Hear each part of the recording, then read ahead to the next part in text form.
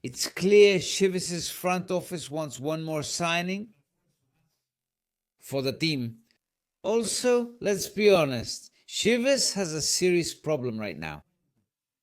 And in Guadalajara, they admit Alan Pulido was a terrible deal. Stay with me. Coming up next, we'll talk about it. I'm Jesus Bernal, and thank you all for your attention. Thanks so much for being here with me to talk about the latest regarding the Chivas team and everything around El Rebaño Sagrado. Without further ado, let's start this video with the latest Chivas news.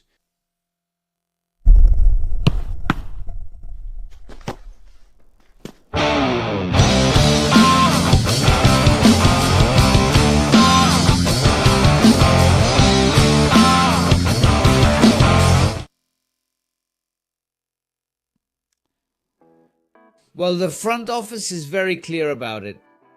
They want one more signing no matter what, and they'll be looking and trying to find that player who can come in and strengthen Chivas. The truth is, the market hasn't really moved much. If anything, Chivas is the one moving it. Guadalajara is the team that's been working on that side of things. And the fact that the pieces aren't starting to move makes this situation a bit more complicated. Because it's like a domino effect. I mean, when someone unlocks one situation, then a whole cascade of moves happens. This one here, that one there, until you find maybe there's some possibility in the market, but for now everyone's kind of tense. And if you notice, Chivas went to the United States to bring in Brian Gutierrez, which doesn't create that domino effect internally, number one. And number two, they went to Cruz Azul for Sepu. And what does that cause? Well, now Cruz Azul is already thinking about Plátano Alvarado. And that's where this whole chain reaction starts. So we have to wait probably a bit longer to see what moves and where it moves. What I will say is that the center-back situation has started to get complicated for exactly the same reason. There are two factors basically. One, that domino effect I mentioned isn't happening, and the other is that they can only sign Mexican players. So obviously clubs aren't exactly willing to let go of their Mexican center backs because it opens up the chance for them to bring in a foreign player in another position. So those things have made the center back search really tough. That's why I explained that they put the handbrake on Tiba Sepulveda's departure. Because Chivas is starting to see a scenario where no defender comes in. They're starting to picture that scenario. So in that situation, basically what they're considering is looking in another area or for another type of player. Maybe someone like Romo or Danny Aguirre or Campillo, guys who are holding midfielders but can play center back. But a true center back, so far, it's been incredibly difficult for them to bring in someone like that.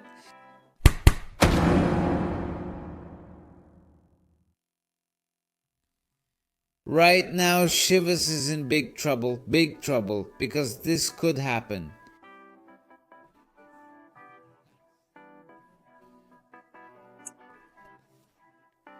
Look, they used to be the most decorated team. They dropped to second place and were 180 minutes away from Chivas sharing that second spot with Toluca. Not far at all, 180 minutes. If Toluca beats Tigres in the final, here's the list of titles. You can see it. They'd draw level with Chivas on 12, yes, and they'd already be well ahead of Cruz Azul and the teams below.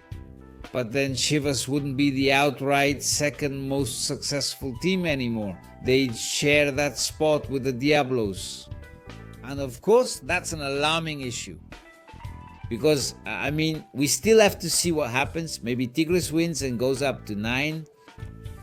But the point is, this pattern Guadalajara has, winning a title about every 10 years, has allowed other teams to start closing the gap in that race. America has already pulled 4 ahead, which looks hard to catch, at least for several years, to even think about being up there. First, Chivas would have to win at least 3 straight titles, and then start thinking about when that next one could come. And Toluca is already lurking for that second spot. That's what I mean.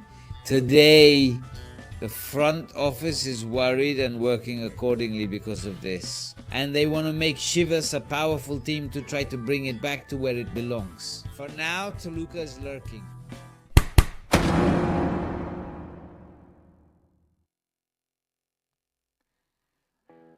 And Chivas' front office admits the Alan Pulido situation was a terrible deal. Really bad. Very, very, very, very bad. And like they say, don't blame the guy, blame the one who made the deal, buddy. And I get it. There was a need for a striker at Chivas back then with Oscar Garcia.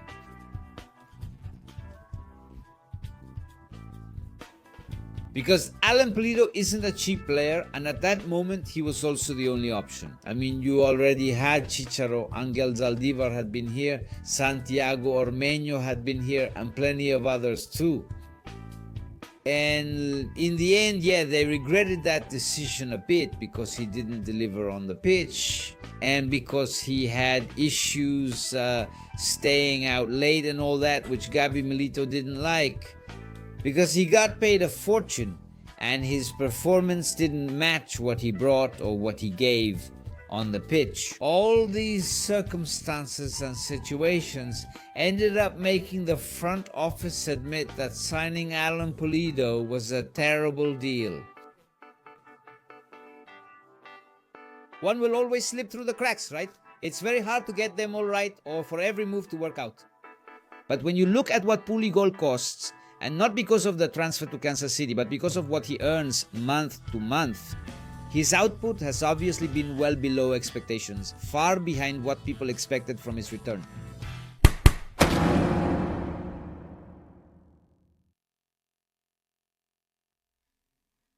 Yael Padilla, Chivas front office has definitely made a decision about his future. Kema Garrido confirmed it, saying that, well, in that sense, they've decided he stays. They've decided Yael Padilla stays.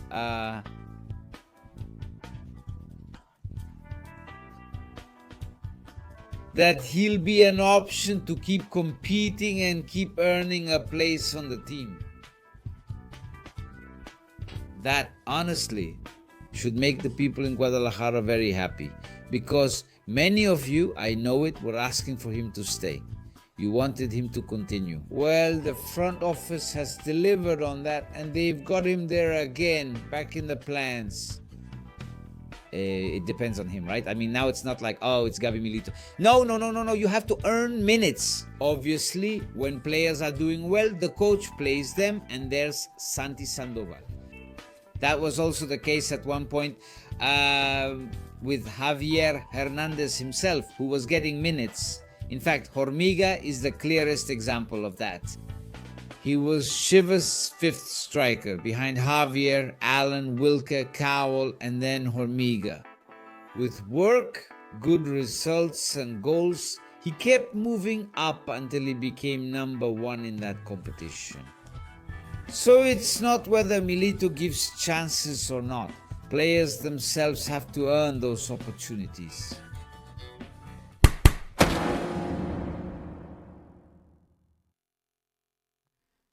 And speaking of Gaby Milito, you have to give Chivas coach credit for how he carries himself, for being honest, direct, and having a very firm hand with the players. A very firm hand. Anyone who tried to get clever got caught. From day one, Milito told them, no pulling faces with me, we're going to work, I'm going to demand a lot, and he delivered. And that's called consistency. And whoever wasn't there, whoever lacked professionalism, whoever wasn't working at 100%, he didn't use them, he benched them, or he didn't call them up. And I think that's something you have to recognize in the coach, being consistent and having the ability to tighten the reins when it was necessary, freezing out whoever needed to be frozen out when the time came.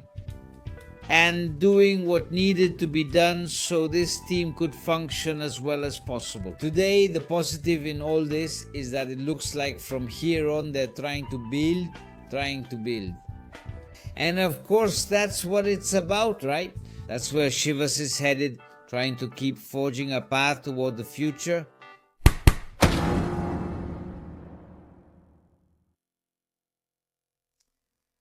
Regarding Sebastian Córdova, well, let's see. The player is a free agent. That's the job of the people who work with him, of course, to try to shop him around and find him a new club. Sure, that's work that falls to his agent and all that. And in all this, they say Chivas were approached once again. It's not the first time. They've done it before. Today the conditions were better, but I also think Chivas is doing the right thing. Because just because a player would be free doesn't mean you have to sign him. Oh, he's free. No! I mean, enough of that. And I also think Chivas isn't in a position to take in players who did nothing at their previous club, which is Sebastian Córdova's case. I mean, Guido Pizarro has completely frozen him out. He doesn't play. We're talking about 9% of the minutes. So how would a player with that little playing time be a reinforcement for Chivas? Even in the previous tournament, even though he played 15 matches, he only logged 500 minutes. Basically nothing. What he played Sebastian Córdova. And then if we look at the tournaments where he reached 1,000 minutes, we'd have to go back to the 22-23 season. So no, he's not one of those consistent guys. He definitely has a lot of quality, I agree. But Chivas also has to stop loading up on players who honestly just aren't consistent. I'm not saying he's bad, but something must be going on in his day-to-day, because in the end, coaches don't choose him. They go with other options. And if he won Tigres a title, I won't deny that. He played an amazing Liguilla, the one where they beat Chivas, but you need more consistent players.